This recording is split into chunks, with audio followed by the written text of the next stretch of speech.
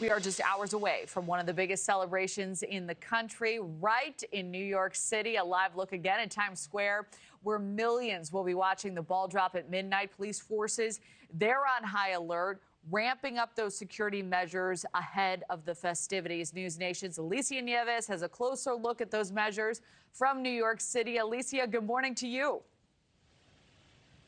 Good morning, Kelly. Yeah, here in Times Square ahead of the ball dropping here in 15 or so hours from now.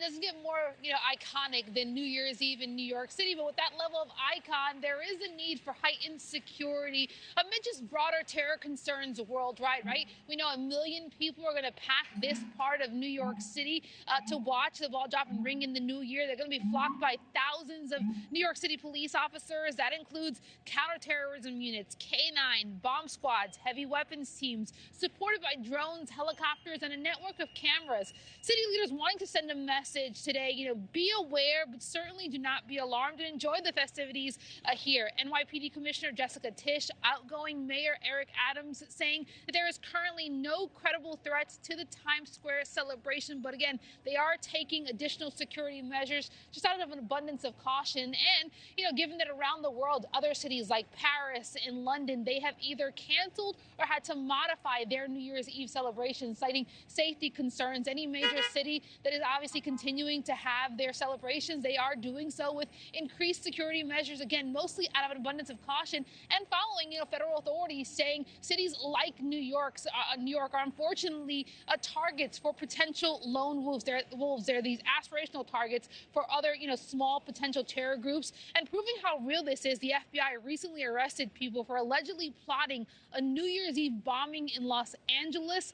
That, of course, thwarted, thankfully, ahead of the holiday, but proving the need for the safety concerns or the safety measures taken here in Times Square. There's thousands of police officers already here. You can see some of the barricades behind me that's leading to some of this traffic here. So heightened measures just to ensure, Kelly, that we have a safe and happy New Year's Eve celebration here in Times Square.